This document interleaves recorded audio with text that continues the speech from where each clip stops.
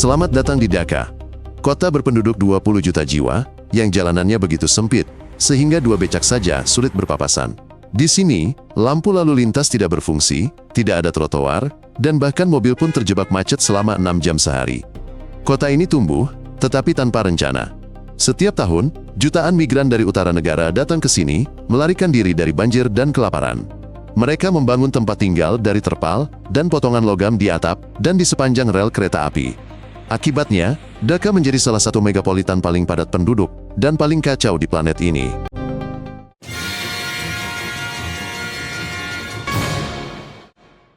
Bangladesh adalah pabrik global untuk pakaian murah. Zara, H&M, Primark, hampir semua produk mereka dijahit di sini. Namun di balik itu, ada kondisi yang sangat mengerikan. Orang-orang bekerja 12-14 jam sehari, di gudang pengap tanpa ventilasi, tanpa hari libur, dengan upah $70 sebulan.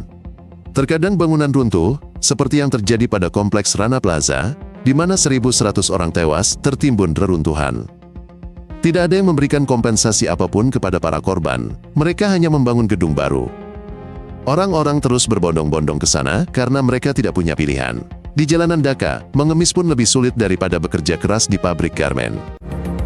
Di ibu kota Bangladesh, sewa kamar kumuh seringkali lebih tinggi dari gaji rata-rata. Karena itu, ratusan ribu orang hidup di mana saja mereka bisa, di atap, bangunan terbengkalai, atau di bawah tangga. Banyak keluarga berbagi satu kamar tanpa jendela dan air, dihuni 8-10 orang. Untuk makan, mereka menyalakan api langsung di atap. Mandi, cuma seember air keruh. Toilet satu untuk 100 penghuni, dan sering tidak berfungsi. Listrik adalah kemewahan yang bisa terputus kapan saja. Dalam kondisi seperti ini, seluruh generasi tumbuh dewasa. Mereka tanpa pilihan, tanpa prospek, tanpa kelegaan. Bangladesh adalah salah satu negara yang paling rentan terhadap perubahan iklim. Setiap tahun, banjir menenggelamkan hingga 10.000 hektar tanah. Sungai-sungai mengubah alirannya, mengikis desa-desa dan lahan pertanian. Seluruh desa tenggelam, bukan hanya sehari, melainkan selamanya. Namun, penduduk tidak bisa pergi karena mereka tidak punya tempat tujuan. Kota-kota tidak sanggup menampung gelombang kedatangan orang. Akibatnya, keluarga-keluarga desa berakhir di permukiman kumuh, di mana tidak ada pekerjaan maupun fasilitas hidup. Sementara itu, mereka yang bertahan hidup di tanggul dan atap. Beberapa bahkan membangun rumah dari botol plastik demi sedikit keselamatan. Namun, kekuatan alam lebih dahsyat, dan jumlah manusia terus bertambah. Di tengah berbagai bencananya sendiri, Bangladesh menampung hampir 1 juta pengungsi Rohingya dari negara tetangga Myanmar. Mereka tinggal di kamp raksasa Kutub Along, yang paling padat penduduknya di dunia. Di sana, 1 kilometer persegi dihuni hingga 40.000 orang. Tanpa sanitasi, dengan satu keran air untuk setiap 1.000 penduduk, di tenda-tenda dari terpal dan tongkat. Epidemi, kebakaran, dan banjir adalah hal yang lumrah. Pemerintah bahkan tak mampu mengatasi masalah warganya sendiri. Namun para pengungsi tak bisa kembali, karena rumah mereka habis dibakar. Organisasi internasional menyuarakan kekhawatiran, jika pertumbuhan populasi berlanjut, bukan hanya ekonomi yang akan meledak, tapi juga tatanan sosial. Di Bangladesh, satu dokter melayani 5.000 orang. Di rumah sakit pemerintah, pasien terbaring di lantai, koridor, bahkan terkadang di jalan. Peralatan tidak berfungsi karena listrik sering padam. Dalam satu bangsal, puluhan orang dengan berbagai diagnosis bisa berkumpul. Operasi terkadang dilakukan tanpa anestesi. Tidak ada obat-obatan maupun kondisi steril. Terkadang, keluarga pasien membantu ahli bedah, memegangi senter atau perban. Jalan menuju klinik swasta tertutup, sebab harga infus sederhana saja bisa melebihi pendapatan bulanan seluruh keluarga. Dhaka adalah kota yang tenggelam dalam limbahnya sendiri. Saluran air limbah terbuka, pipa-pipa bocor langsung ke jalanan.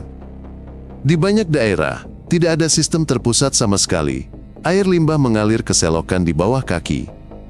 Saat musim hujan, semua campuran ini meluap dan membanjiri rumah, sekolah, dan toko. Orang-orang secara harfiah berjalan di atas kotoran, karena itu satu-satunya jalan untuk pergi bekerja. Penyakit menyebar dengan cepat, dari kolera hingga infeksi kulit. Namun, kota ini tidak memiliki anggaran maupun rencana untuk menghentikan semua ini. Bahkan di ibu kota, air mengalir terjadwal, pagi dan sore. Di luar jam itu, antrean panjang mengular di keran umum. Wanita dan anak-anak membawa puluhan jerigen. Di bawah terik atau hujan, airnya terkadang keruh, berbau limbah, namun tetap harus diminum. Di permukiman miskin, air dijual dari drum dengan harga melambung, menjadi bisnis. Sengketa sumber air pun sering berujung perkelahian. Bila pipa rusak, seluruh area tanpa air minum sehari penuh. Di atap kereta di Bangladesh, yang bepergian bukanlah turis atau pencari adrenalin. Ini adalah satu-satunya cara bagi ribuan orang untuk pergi bekerja, sekolah, atau pulang. Tempat bahkan untuk berdiri pun tidak cukup di dalam gerbong. Orang-orang memanjat dinding gerbong dengan mempertaruhkan nyawa, sambil menggendong anak-anak atau membawa bawaan. Terkadang ada yang terjatuh, tapi kereta tidak berhenti. Peron-peron begitu padat, sehingga naik dan turun kereta terpaksa melompat. Padahal, kereta api adalah salah satu dari sedikit sistem transportasi yang terjangkau bagi kaum miskin, namun tak mampu menangani arusnya. Jutaan anak di Bangladesh tak mampu bersekolah. Banyak yang mulai bekerja di usia 6 tahun, di konstruksi, toko, atau bengkel. Namun, sebagian dari mereka tetap belajar di sekolah-sekolah informal, yang dibuka relawan dan guru lokal, seringkali di bawah jembatan, tenda, atau atap. Fasilitasnya sederhana, meja kardus, papan tulis dinding, tanpa buku, ketenangan, atau istirahat. Anak-anak ini datang setiap hari, karena tahu, inilah satu-satunya kesempatan mereka lolos dari kemiskinan. Sementara itu, sekolah formal yang ada terlalu padat, dengan hingga 100 siswa berebut 20 kursi per kelas. Setiap tahun, lebih dari 2 juta orang pindah ke Dhaka. Mereka melarikan diri dari banjir, kelaparan, dan pengangguran di pedesaan. Namun, kota ini tidak bisa melar. Perumahan tidak dibangun, infrastruktur tidak diperluas. Orang-orang hanya merebut lahan, di sepanjang rel kereta api, di pinggir jalan, di kawasan industri. Begitulah tumbuh permukiman kumuh tak berujung, dari seng, kain perca dan sampah. Tidak ada air, sanitasi, maupun listrik. Api sering menjadi penyebab kebakaran. Namun, orang-orang tetap datang ke sini, karena bahkan kehidupan seperti ini memberikan lebih banyak peluang daripada desa-desa terbengkalai di utara negara itu. Cox's Bazar, pantai terpanjang dunia, di Bangladesh bukan resort. Tanpa kursi malas, hotel, atau turis, tempat ini padat warga lokal, pedagang, pengemis, dan pengungsi. Pantai ini telah menjadi tempat berlindung, pasar, penginapan. Air kotor, botol plastik di mana-mana, ikan bau, serta hewan sekarat. Orang-orang berenang dekat saluran pembuangan.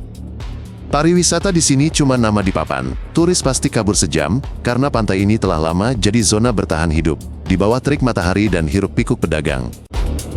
Di Bangladesh, separuh populasi tak punya toilet, terutama di desa dan permukiman kumuh. Apa yang tersisa? Sungai. Digunakan untuk segalanya, buang air, mandi, ambil air, buang sampah. Warga hidup di tepi, anak-anak bermain di air limbah, dekat bangkai kambing dan plastik. Tak ada yang bisa dibersihkan, sistem sanitasi nyaris tak ada. Setiap hujan, semua kotoran hanyut ke sungai itu, airnya lalu dipakai mengairi sawah, bahkan kadang diminum. Ini bukan pilihan, melainkan satu-satunya kenyataan. Di Bangladesh, bangunan ambruk adalah kejadian lumrah. Terutama di kawasan industri dan permukiman kumuh, tempat pembangunan dilakukan tanpa insinyur atau izin. Dindingnya terbuat dari pasir dan lumpur, sementara langit-langitnya ditopang oleh tulangan dari sampah. Sedikit hujan atau guncangan bawah tanah saja sudah cukup membuat rumah itu roboh. Seluruh keluarga bisa terjebak di bawah reruntuhan. Kadang bangunan itu roboh di malam hari, saat itu tidak ada harapan. Tim penyelamat tiba terlambat karena jalanan terhalang oleh mobil dan sampah. Orang-orang menggali dengan tangan kosong, tanpa alat berat. Dan bahkan jika mereka selamat, mereka kehilangan tempat tinggal, tanpa bantuan, tanpa harapan. Di Dhaka, nyaris tidak ada yang berfungsi. Listrik dipadamkan sesuai jadwal. Sampah tidak diangkut berminggu-minggu. Saluran air tersumbat. Setiap kali hujan, kota terendam air. Bus rusak di jalan, internet hilang berjam-jam. Semuanya dibangun tergesa-gesa sejak lama, dan tidak ada yang memperbaikinya. Orang-orang terbiasa hidup dalam kenyataan darurat. Kulkas tidak bisa menyala. Lampu lalu lintas hanyalah onggokan besi. Bahkan ATM pun bisa tidak berfungsi berminggu-minggu. Semuanya bergantung pada orang-orang acak dan koneksi pribadi. Dan semua ini terjadi di ibu kota negara yang bermimpi masuk dalam daftar negara berkembang. Namun, semua ini hanyalah mimpi belaka.